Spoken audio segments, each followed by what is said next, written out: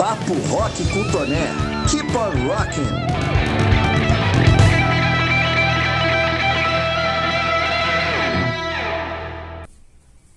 Fala galera do Papo Rock com Toné, aqui é o Ricardo Toné, esse aqui é o Bartolomeu, também conhecido como Bartô, e viemos aqui para ter mais um Papo Rock com vocês. Seguinte galera, mais uma vez eu vou lançar aqui uma discussão, né? E obviamente que como isso aqui é um papo comigo, o que eu vou manifestar é a minha opinião, não é verdade absoluta, até porque mais uma vez... Gosto não se discute, cada um tem a sua verdade. O que eu estou sugerindo para esse momento agora?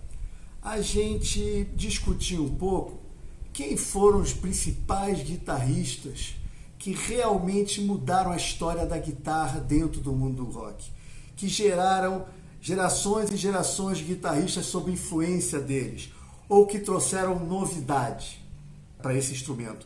Na verdade, não é uma questão de quem são os melhores, qual que eu mais gosto, até porque os que eu vou falar aqui nem são os que eu mais gosto. Mas eu tenho que reconhecer que são aqueles que realmente existe o antes e o pós a existência desses caras, tá? Então essa é a discussão que eu estou trazendo hoje.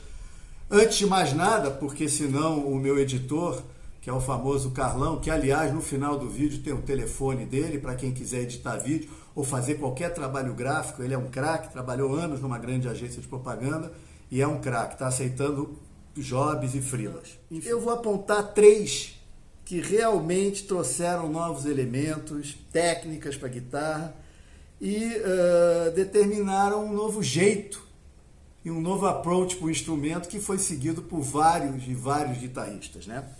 Então eu vou começar com um que é o básico, quer dizer, o que eu fiz cronologicamente? Eu escolhi um no meio, bem no início do movimento do rock, um mais no meio, anos 60, anos 70, e um já para os anos 80, 90, que influencia até hoje todos os guitarristas e que realmente trouxe novidades para o instrumento, que hoje são quase que obrigatórios, né?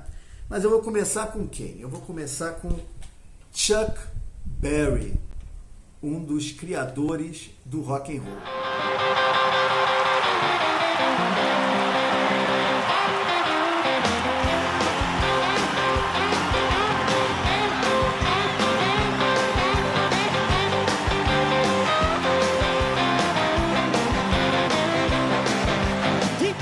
Eu não tenho nenhum disco aqui atrás do Chuck Berry, até porque eu perdi meus discos do Chuck Berry, ficaram muito velhos. Mais uma vez eu fiz meu painel só com discos daqueles que eu vou falar lá na frente, que é o Eddie Van Halen e é o nosso famoso Jimi Hendrix. Para mim foram os 3 que mais influenciaram, tá? Como eu não tenho camiseta deles, eu tinha uma do Van Halen no show que eles fizeram em 83 aqui no Brasil, mas também já era. Eu sempre vou usar Rolling Stones, que é neutro, e o Rolling Stones, volto a dizer, para mim personifica a atitude e a essência do rock and roll. Mas Chuck Berry, aqui é um filme Hail, Hail, Rock and Roll, produzido pelo Keith Richards para homenagear o Chuck Berry em vida e com a participação do Chuck Berry. Aqui tem 1 milhão de curiosidades que um dia eu vou contar num programa só sobre esse filme aqui, que eu acho que é obrigatório para quem gosta de rock, tem que ver esse filme chamado Hail, Hail, Rock and Roll, que tem na internet de graça. Chuck Berry é um pioneiro do rock, né? O que ele fez, né? Ele simplesmente refinou o jeito de tocar rhythm and blues, né? Ele acelerou a levada do blues, né? E trouxe e demonstrou para todo mundo que era possível tocar um blues um pouco mais acelerado com algumas inovações. Quais? Todas as músicas do Chuck Berry começam com um riff de guitarra, né? Johnny B. Good é um bom exemplo, né? Todas as músicas dele. Outra coisa, foi o Chuck Berry que criou espaços nas músicas para ter solo de guitarra. Não tinha antes solo de guitarra, tinha muito solo de sax, mas não tinha de guitarra. Então ele foi um dos que trouxe isso, né? E é importante dizer o seguinte, né? O Chuck Berry foi influência para vários guitarristas, já começar pelo Keith Richards, né?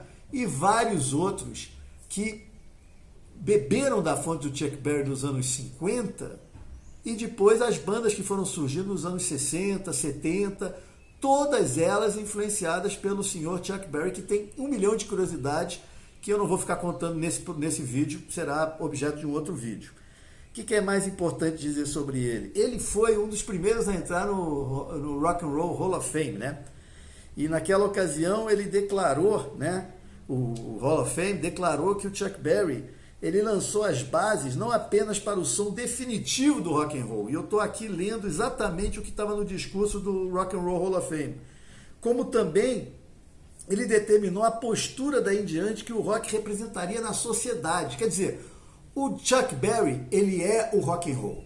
Agora, mais do que isso, ele é um grande guitarrista que trouxe aquela batida acelerada do rock and roll para a guitarra. Não existia isso antes dele.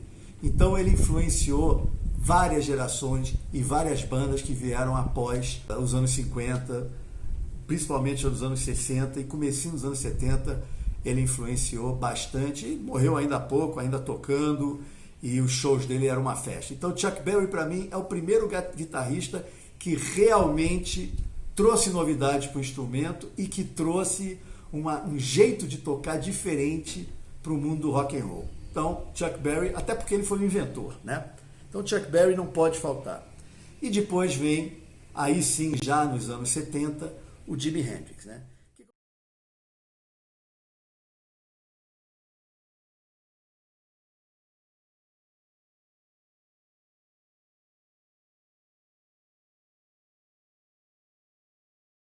Primeiro, ele consta na lista de melhores guitarristas de todos os tempos, de qualquer publicação de credibilidade no mundo do rock. Ele está em todas, sabe? Seria cansativo eu listar. Eu fiz uma pesquisa, quando eu vi, eram tantas, que eu falei, não, melhor nem ficar dizendo cada uma delas, porque senão vai tomar muito tempo, né?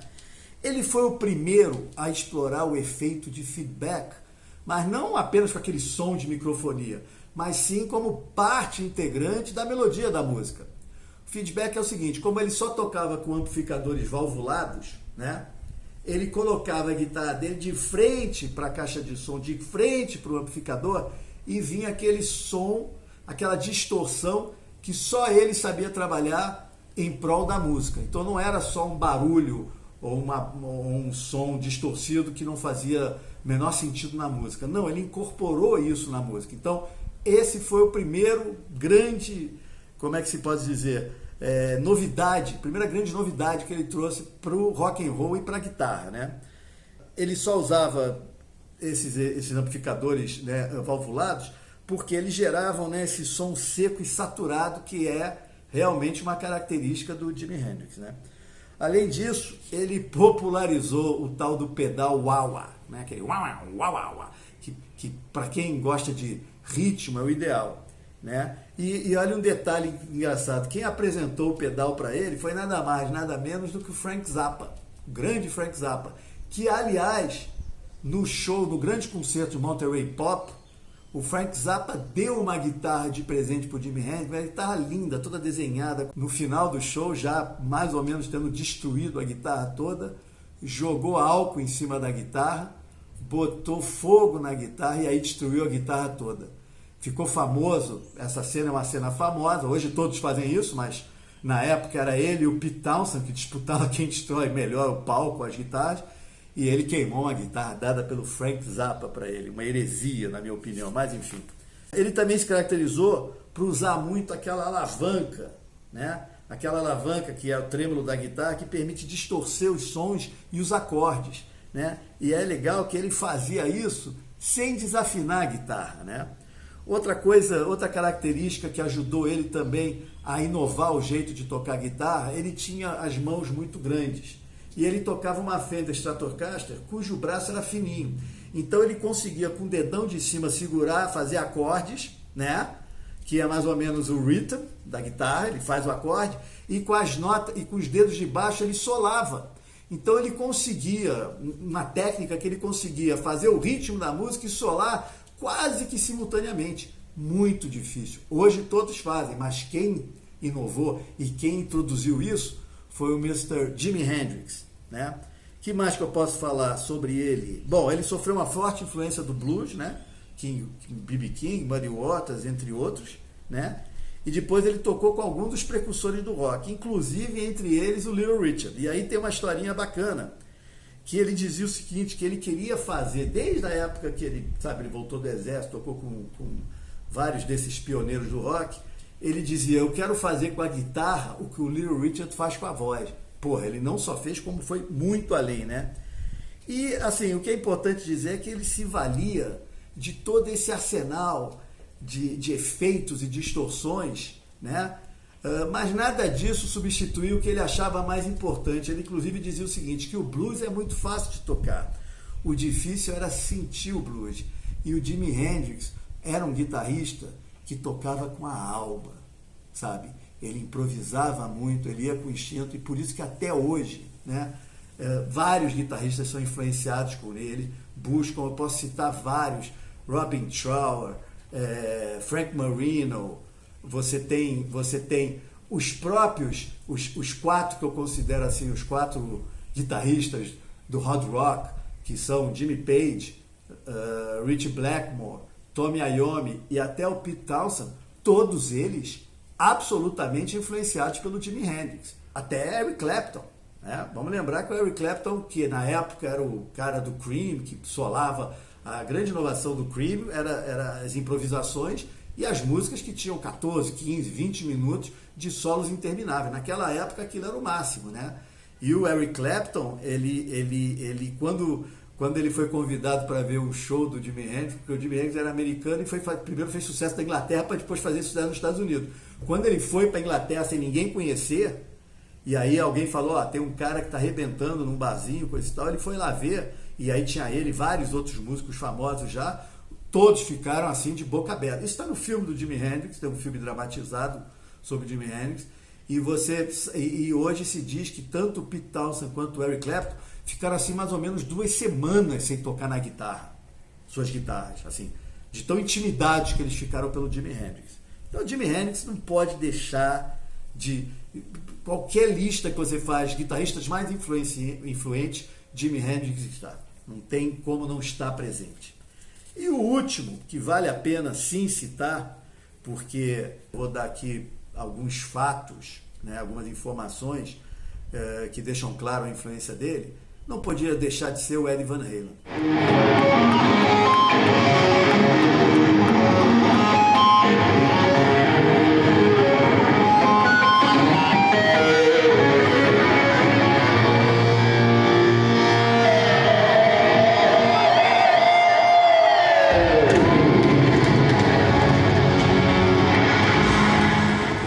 Vários guitarristas virtuosos hoje, com técnicas muito mais apuradas, mas nós temos que lembrar que em 1978 foi ele, Eddie Van Halen, que inovou o som da guitarra e o jeito de tocar guitarra, que hoje é imitado por milhões de guitarristas. Né? Então, o que a gente pode falar sobre ele? Né?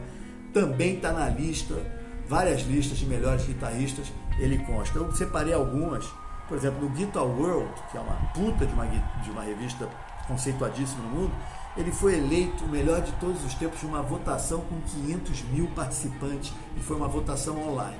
Tá? Ele foi eleito o melhor de todos os tempos. Guitar World, que é uma revista especializada em guitarras. Né? A revista Rolling Stones, no top 100, ele ficou em 8º lugar. Top 100, o cara ficou em 8º lugar. A Gibson, aliás, ele não tocava Gibson, né? Ele tocava a guitarra dele, que era mais ou menos... Ele montou a guitarra dele, depois, se eu não me engano, a Fender acabou popularizando. Mas ele ficou no ranking de top 50 da Gibson, ele ficou em 7º lugar. Então, assim, é um cara fudido, né? E uma das coisas que estavam me dizendo, ele compõe com uma cabeça de música clássica. Até porque os pais dele, que eram holandeses, né, eram músicos e ligados à música clássica. Se eu não me engano, o pai dele era pianista, né? E ele aprendeu piano clássico aos 6 anos, inclusive tendo ganhado concurso infantil. Você vê que o cara já era gênio desde essa idade. Ele declara que o guitarrista que mais influenciou ele quando ele começou a tocar foi o Eric Clapton, justamente no tempo do Cream, por causa dos solos intermináveis, né? Mas reconhece que o Jimmy Page foi uma espécie de espelho para ele, Não só na forma assim, mais largado de tocar guitarra, mas também a forma espontânea de se colocar no palco e de fazer aquelas coisas que a gente fica olhando, falando, pô, como é que o cara tá fazendo isso? De uma forma assim que parece que ele tá, porra, mastigando chiclete, né? Não dá nem pra... você nem vê ele suar para fazer aquilo que ele faz, né? E eu até liguei para me consultar com um amigo meu, um Felipe Engel, que é um grande músico, ele é dono de uma produtora de áudio, é guitarrista de uma banda de rock farofa chamada Night of the Living Dudes, que é ótima de ver, tocam muito pouco ao ano, mas quando tocam apoteose, né?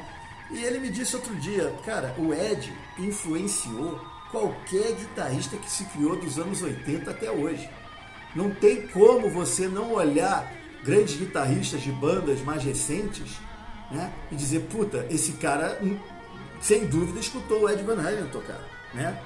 E, assim, foi o Ed que popularizou o tapping, né, que é o negócio de você botar as duas mãos no braço da guitarra e tirar aqueles sons muito doidos. Foi ele também que popularizou o pinch harmonies, né, que é uma forma de você criar harmonia com acordes de guitarra, né? E o uso da alavanca, a alavanca trêmulo. Inclusive, só para vocês verem assim, a cabeça do Ed e o que ele contribuiu para a guitarra como instrumento, né?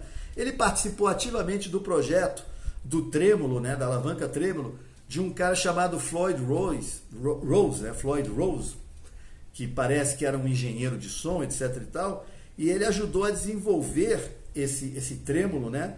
E depois o tal do Floyd Rose, sabe, esqueceu do Ed Van Halen, não incluiu ele no projeto, não incluiu para receber os royalties, mas isso é outra história, né? Por isso que o Ed Van Halen é um cara assim, ele suspeita de tudo, ele é difícil de relacionar, dizem que ele com os empresários é muito duro, enfim, deve ter sido enganado várias vezes, então o cara vira duro, né? E esse trêmulo, essa alavanca, se tornou quase equipamento obrigatório nas guitarras dos anos 80 até os dias atuais. Quer dizer, é um negócio que foi incorporado nas guitarras, que foi desenvolvido por ele, né? E aí o que eu estava dizendo, quer dizer, hoje temos vários guitarristas maravilhosos, virtuosos, né? E temos o Steve Vai, e temos o Satriani, e temos o Yves não sei o que é aquele sueco, eu sempre esqueço, Malmsteen, que eu sempre tenho dificuldade para falar o nome dele. Tem vários por aí, né? Mas você pode ter certeza que todos eles incorporaram um pouquinho de cada um desses guitarristas, sabe? Então é isso, gente. Eu vim aqui para falar desses 3 guitarristas, jogar essa provocação para vocês e escutar a opinião de vocês. Se vocês concordam, se vocês não concordam, se vocês têm outro que vocês querem apontar, tá? Então é isso. Por favor, se inscreva no canal, não deixe de dar o joinha, tá? Compartilhe com os amigos e Papo Rock com Toné termina agora e keep on rocking. Papo Rock com Toné. Keep on rocking.